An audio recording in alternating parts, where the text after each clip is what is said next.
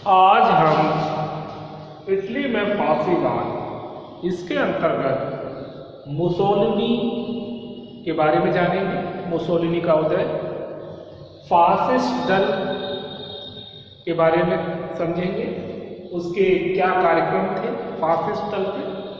इसके बाद फासिस्ट शासन की स्थापना, मुसोलिनी ने भारत शासन को पुनर्गठित करने के लिए निम्नलिखित कार्य किए थे। कौन कौन से कार्य हैं, उनके कार्यों को समझेंगे विस्तार से।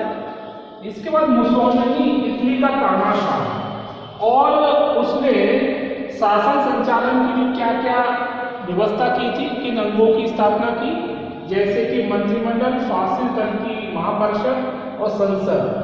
इसके बाद फासीवाद के सिद्धांतों को समझेंगे। सिद्धांत, फासिस्ट युवक संगठन के बारे में, फासीवाद का युवक पर क्या प्रभाव रहा और मुसोलिनी की गृह नीति, इसको हम विस्तार से जानेंगे। जैसा कि हमने पूर्व में भी देखा कि किस प्रकार से इटली में फासीवाद का उदय हुआ, कौन कौन से कारण रहे, लेकिन इसमें मुसोलिनी का अपना विशेष महत्वपूर्ण योगदान रहा। मुसोलिनी जो कि उग्र विचारधारा से प्रेरित और जो पेरिस शांति सम्मेलन से नाराज, और इसके अतिरिक्त मुसोलिनी साम्यवाद का विरोधी और पूंजीवाद का समर्थक। तो इस प्रकार से उसकी जो विचारधारा से इटली की जनता थी वो अधिक प्रभावित हुई, क्योंकि इटली की जनता अपने वर्तमान सरकार से बहुत परेशान, क्योंकि उनकी समस्याओं को हल करने में वो नाकाम रह गई। ऐसी स्थिति में मुसोलिनी और फासिस्ट दल, मुसोलिनी का फासिस्ट जो दल है वो इटली की जनता को अपनी ओर आकर्षित करने में सफल रहता है, और इस प्रकार से इटली में फासीवाद का उदय और फासीवाद का विश्व पर क्या प्रभाव पड़ता है, और फिर इसको इटली की देखा जो हिटलर भी अपनी इसी प्रकार की विचारधारा जर्मनी में रखता है। तो इस प्रकार से विश्व में एक माहौल तैयार होता है जो एक तरह से उग्र राष्ट्रवाद को बढ़ावा देता है। तो अब यहाँ हम विस्तार से समझेंगे मुसोलिनी के संबंध में, मुसोलिनी और फासिस्ट दल व उसकी क्या योजना रही, क्या कार्यक्रम थे, उसके बारे में विस्तार से जानेंगे। मुसोलिनी का उदय, मुसोलिनी का जन्म 1883 ईस्वी में रोमानिया नामक गांव में लोहार परिवार में हुआ था। यानी मुसोलिनी एक साधारण परिवार में जन्मा था। उसका पूरा नाम बेनिटो मुसोलिनी था। मुसोलिनी तटस्थता की नीति का समर्थक था। उसका कहना था कि इटली को मित्र राष्ट्रों का पक्ष लेकर प्रथम विश्व युद्ध में शामिल हो जाना चाहिए, और मुसोलिनी ने अपने विचारों का प्रचार करने के लिए पोपोले डी इटालिया, मतलब मुसोलिनी ने अपने विचारों का प्रचार करने के लिए किसका सहारा लिया, पोपोले डी इटालिया नामक पत्रिका का प्रकाशन आरंभ किया। तो इस पत्रिका से वे अपने विचारों को अधिक से अधिक प्रसार करना चाहता था, इसीलिए इस पत्रिका का सहारा लिया जिसका नाम था पोपोले डी इटालिया। 1915 में वह सेना में भर्ती हो गया। मुसोलिनी ने साम्यवाद के विरुद्ध तीव्र प्रचार किया। तो मुसोलिनी एक तो तटस्थता की नीति का समर्थक, दूसरा अपने विचारों को प्रचार करने के लिए पोपोले डी इटालिया नाम पत्रिका प्रकाशन करता है, और 1915 में सेना में भर्ती होता है और साम्यवाद के विरुद्ध उसने तीव्र प्रचार करना आरंभ कर दिया। इससे पता चलता है कि मुसोलिनी किस विचारधारा का था। इसके बाद फासिस्ट दल, युद्ध समाप्ति पर मुसोलिनी ने एक सम्मेलन बुलाया जिसमें अवकाश प्राप्त सैनिकों को निमंत्रित किया गया। तो फासिस्ट दल में मुसोलिनी ने दिमाग लगाया कि फासिस्ट दल में किन लोगों को शामिल किया जाए। तो जो रिटायर्ड थे, अवकाश प्राप्त सैनिक थे, उनके पास अनुभव तो था ही, तो उसने एक सम्मेलन उनका बुलाया। जो इटली की समस्याओं को हल करने के इच्छुक भी थे, ऐसे सैनिक भी जो उसमें इंटरेस्ट रखते थे कि इटली की समस्याओं को कैसे हल किया जाए। इस सम्मेलन में मार्च 1919 में एक नवीन फासिस्ट दल का निर्माण किया गया। फिर जब एक सम्मेलन बुलाने के बाद जब एक सहमति बनी, तो फिर 1919 में मार्च 1919 में एक नवीन फासिस्ट दल का निर्माण किया गया। इस दल ने अपने आप को अर्ध सैनिकों की तरह संगठित किया। मुसोलिनी का कहना था कि फासिस्ट लोग ना पार्टी है, फासिस्ट लोग की ना तो पार्टी है, ना पार्टी बन सकती है और ना पार्टी बनना चाहते हैं। वास्तव में इस दल के स्वयंसेवक वास्तव में फासिस्ट पार्टी विरोधी आंदोलन है। तो फासिस्ट के दल के संबंध में ये बोला किसने, मुसोलिनी ने, कि यह ना तो पार्टी है, ना पार्टी बन सकते हैं और ना पार्टी बनना चाहते हैं। वास्तव में फासिस्ट पार्टी विरोधी आंदोलन है।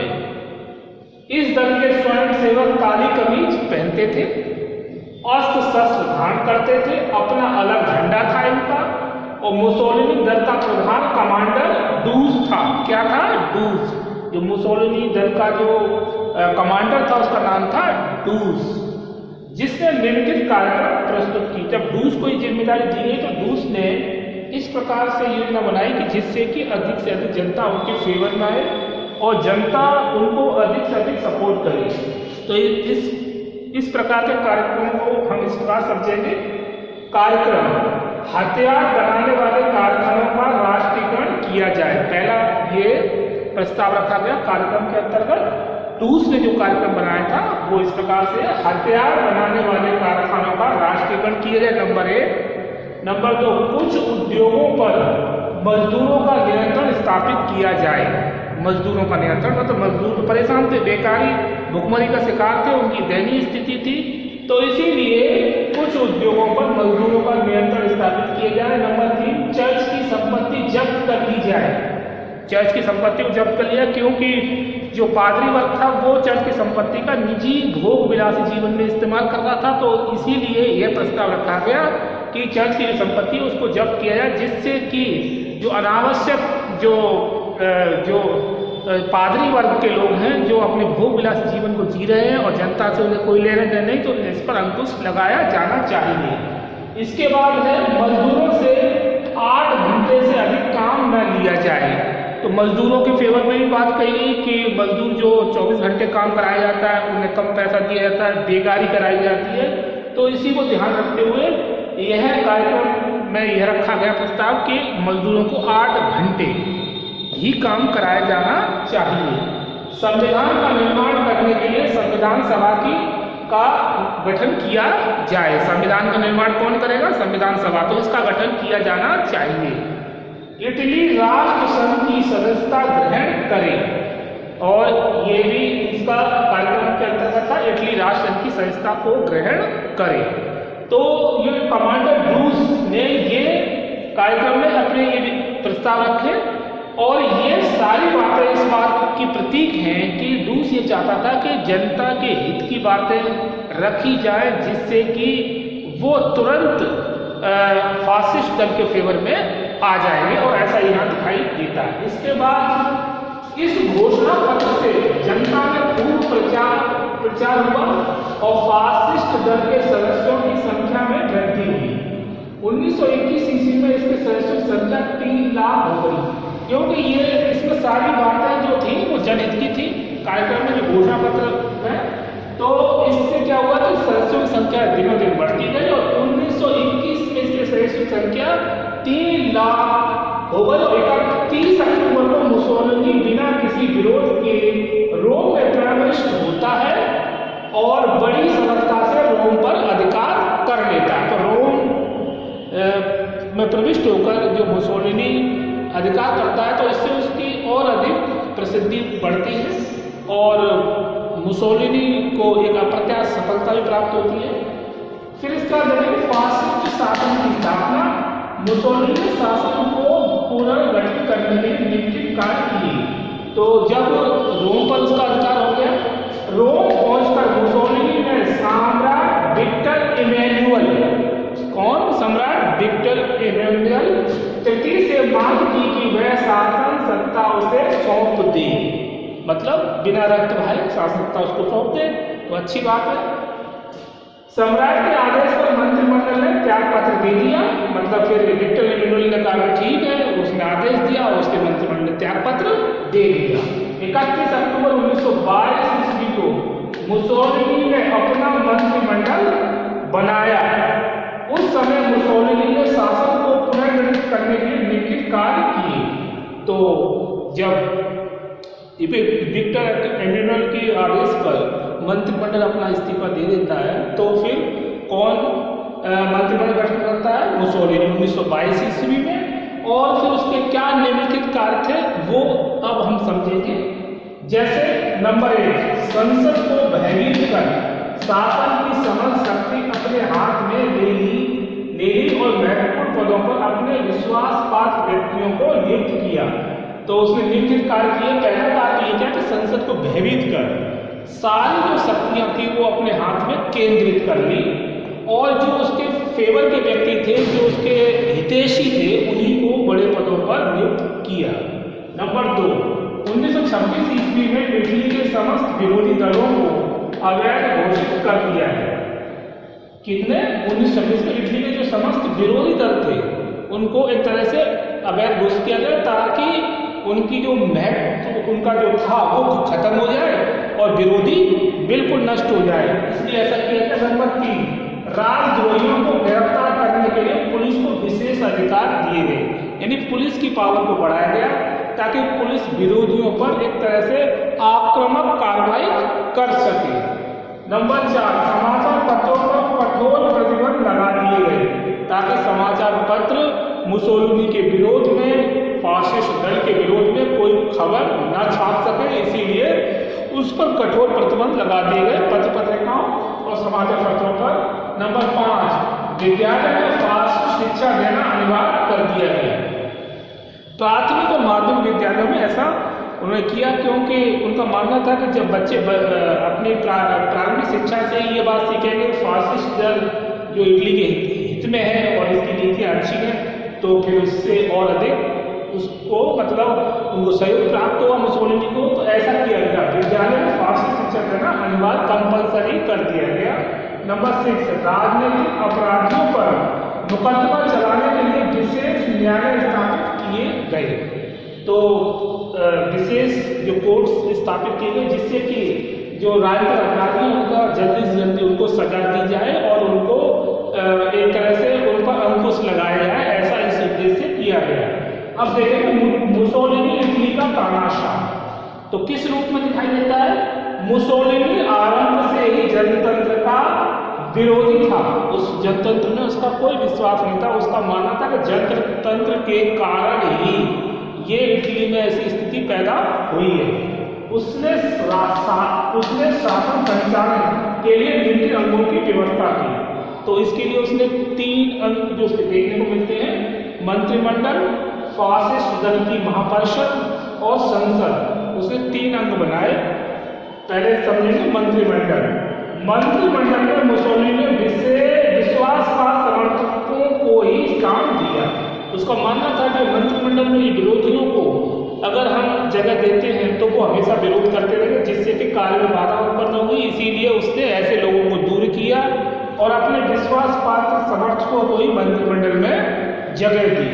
इसके बाद फासिस्ट दल की महापरिषद, यह फासिस्ट दल की एक समिति थी। ये क्या थी? ये फासिस्ट दल की एक समिति थी, परिषद, जिसमें दल के प्रमुख 25 व्यक्ति सदस्य थे। मुसोलिनी इसका नेता था। तो ये परिषद एक तरह से समिति थी और इसमें सदस्य जो थे 25, इसका नेता और मुसोलिनी, बेनिटो मुसोलिनी। संसद के 2 भवनों की व्यवस्था की गई, प्रथम सीनेट तथा दूसरा चैम्बर ऑफ डेपुटीज। मतलब संसद के जो 2 भवनों की व्यवस्था की गई थी, इसमें प्रथम तो सीनेट कहलाता था और दूसरा था चैम्बर ऑफ डेपुटीज। इसके सदस्यों की नियुक्ति महापरिषद के द्वारा होती थी। इसके बाद हम देखते हैं फासीवाद के सिद्धांत। फासीवाद सर्वसत्तात्मक राज्य का समर्थक था, अर्थात एक दल एक नेता में विश्वास करता था। जैसे बहुदलीय प्रणाली में इसका विश्वास नहीं था। उनका मानना था कि इससे शासन संचालन में बहुत बाधाएं पैदा होती हैं, समस्याओं को निराकरण करने में बहुत सी समस्याएं आती हैं। और सरकार को सिर्फ अपनी सत्ता बचाने की चिंता रहती, तो ऐसी व्यवस्था राज्य के लिए हितकारी नहीं है। इसीलिए मुसोलिनी ने एक दल एक नेता में विश्वास किया, इसीलिए मुसोलिनी ने शासन की समस्त शक्तियां अपने हाथों में केंद्रित कर ली थी। लेकिन राजनीतिक आर्थिक सत्ता पर मुसोलिनी का पूर्ण नियंत्रण स्थापित हो गया था। फासीवाद व्यक्तिवाद का विरोधी था। उनका मानना था कि व्यक्ति का राज्य ऊपर है व्यक्ति के बाद में, मतलब दैवी सिद्धांत में विश्वास था। तो उसने इसी उद्देश्य से सारी शक्तियों को अपने हाथ में ले लिया और उसका मानना था कि अगर डिसीजन लेना हो तो उसमें देरी नहीं होती है, और जब अलग अलग विचारों को जानेंगे तो अलग अलग मत होंगे, जिससे कि किसी भी डिसीजन को लेना इतना आसान नहीं रहता। इसी उद्देश्य से उसने सारी शक्तियां अपने हाथ में केंद्रित कर ली। फासीवाद व्यक्तिवाद का विरोधी था। ये तो क्लियर ही है कि व्यक्ति की कोई वैल्यू नहीं, मतलब एक व्यक्ति कोई बात कह दे तो ये थोड़ी कि वो सही है। उसका मानना था कि जो राजा चाहेगा, जो प्रमुख व्यक्ति चाहेगा, वही बात सबको माननी होगी। मुसोलिनी का कहना था कि राज्य का मुख्य उद्देश्य राष्ट्र को शक्तिशाली बनाना था।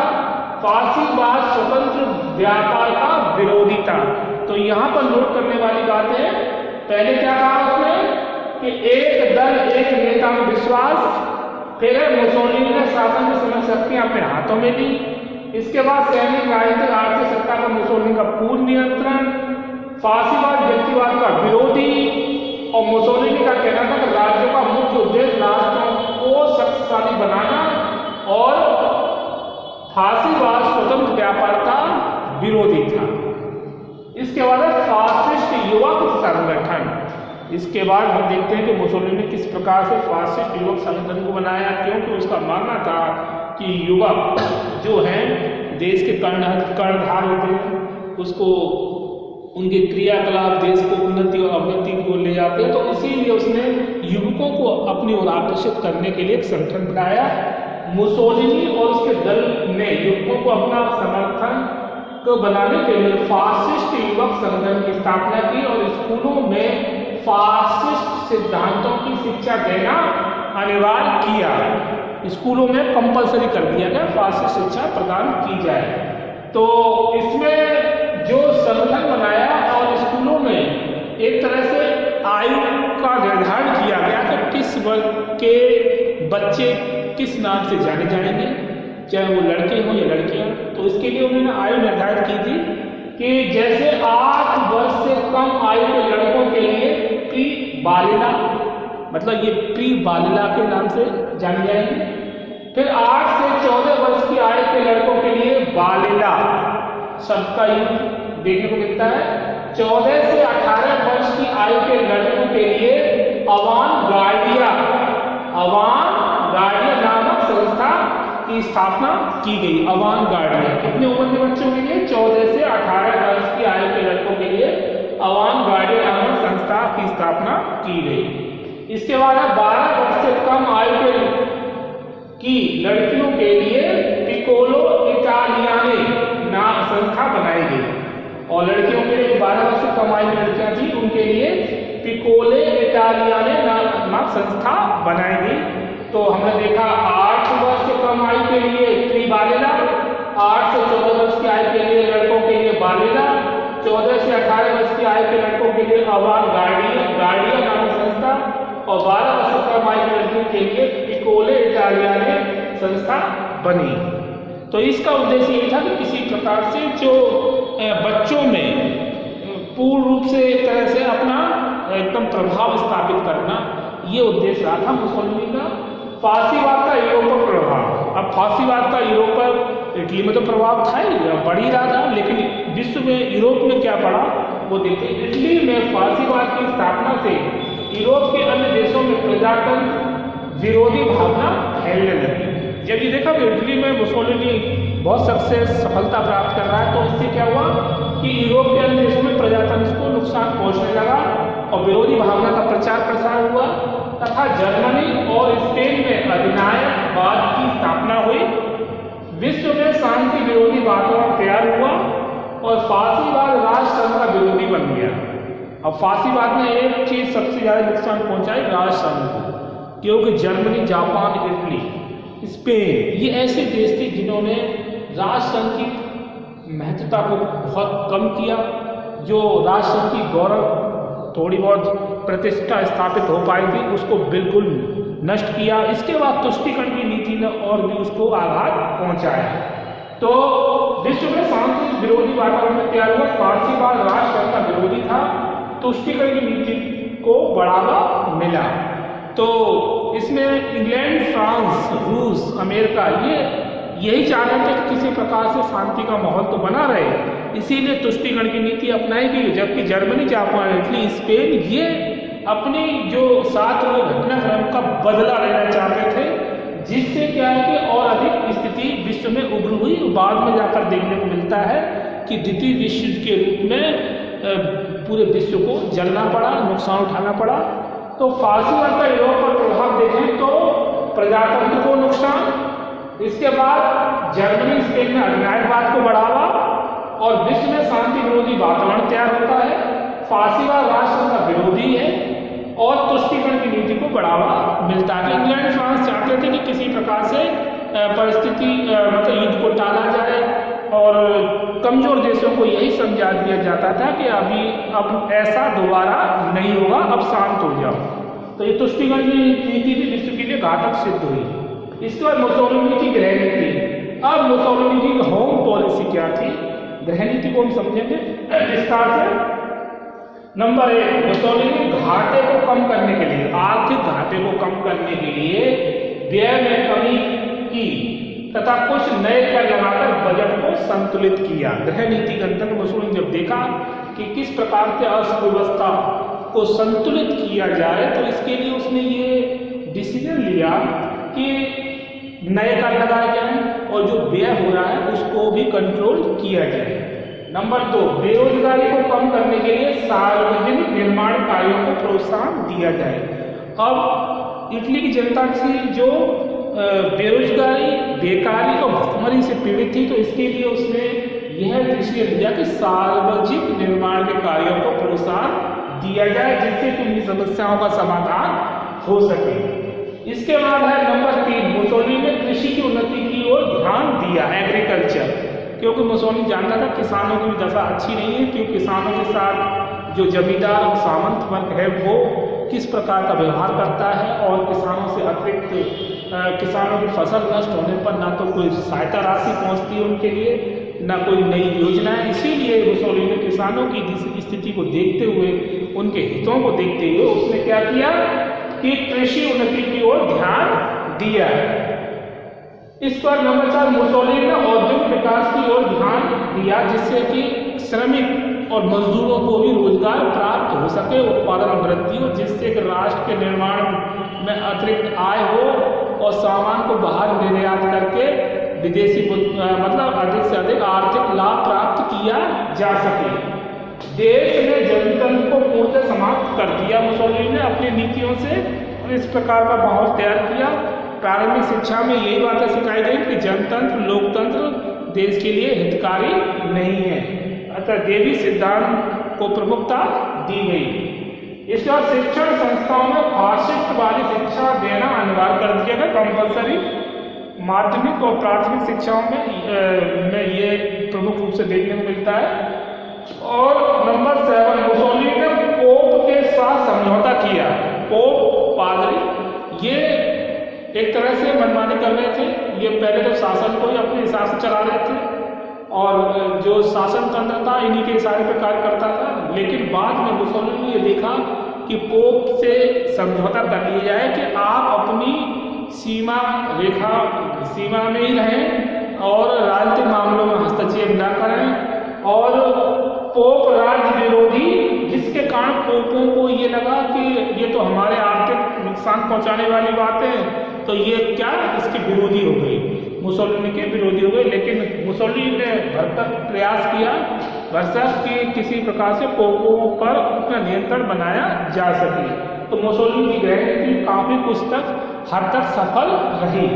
तो आज हमने इस वीडियो में देखा कि मुसोलिनी का किस प्रकार से उदय मुसोलिनी का फासिस्ट दल, जिसका जो दल का सदस्य कमांडर डूस, उसके कार्यक्रमों को देखा जो जनता के हित के लिए बनाए गए, और इस प्रकार रोम पर उसका अधिकार होता है। बाद में वो विक्टर इमैनुअल तृतीय को कहता है कि शासन सत्ता उसे सौंप दे। विक्टर इमैनुअल ऐसा ही करता है और त्याग कर दे जाता है उसका मंत्रिमंडल, उसके आदेश पर त्याग कर देता है। 30 अक्टूबर 1922 को मुसोलिनी ने अपना मंत्रिमंडल बनाया। उसमें मुसोलिनी ने शासन को पुनर्गठित करने के लिए निम्नलिखित कार्य किए। ये कार्य हमने देखे। इसके बाद मुसोलिनी इटली का तानाशाह, और जब उसने शासन संचालन के लिए निम्नलिखित अंगों की व्यवस्था की, वो अंग थे मंत्रिमंडल, फासिस्ट दल की महापरिषद और संसद। संसद के 2 सदन थे, एक तो सीनेट, दूसरा था चैम्बर ऑफ डेप्यूटीज। इसके बाद फासीवाद के सिद्धांत को समझा, किस प्रकार से फासीवाद सर्वसत्तात्मक राज्य का समर्थक, एक दल एक नेता में विश्वास करने वाला। मुसोलिनी शासन की समस्त शक्तियां अपने हाथ में लेता है और सैनिक क्रांति आर्थिक सत्ता मुसोलिनी का पूर्ण नियंत्रण स्थापित। फासीवाद व्यक्तिवाद का विरोधी। मुसोलिनी का कहना था कि राज्य का मुख्य उद्देश्य राज्य को शक्तिशाली बनाना था। फासीवाद स्वतंत्र व्यापार का विरोधी। फासिस्ट युवक का संगठन, इसके लिए एज कैटेगरी बांटी गई और प्राथमिक और माध्यमिक शिक्षा पर अनिवार्य रूप से फर्जी शिक्षा देने के लिए कंपलसरी किया गया। इसमें विभिन्न आयु, जिसमें 8 वर्ष से कम आयु के लड़कों के लिए प्री बालिका, 8 से 14 वर्ष की आयु के लिए बालिका, 14 से 18 वर्ष की आयु के लड़कों के लिए अवांगार्डिया नामक संस्था की स्थापना, और 12 वर्ष से कम आयु के लड़कियों के लिए पिकोलो इटालियाने नामक संस्था की स्थापना की गई। फासीवाद का यूरोप पर प्रभाव जर्मनी, जापान और स्पेन, इन पर देखने को मिलता है, और तुष्टिकरण की नीति को बढ़ावा मिलता है और अधिनायकवाद को बढ़ावा मिलता है। इसके बाद मुसोलिनी की गृह नीति, जो कि काफ़ी सफल रही, और इस मुसोलिनी की गृह नीति का उद्देश्य ये था किसी प्रकार से अपने प्रभाव को बढ़ाना। तो आज हमने इस वीडियो में इटली और फासीवाद के अंतर्गत मुसोलिनी की विभिन्न योजनाओं को समझा, और इसके आगे हम मुसोलिनी की विदेश नीति को विस्तार से समझेंगे। आज इस वीडियो में इतना ही। ओके।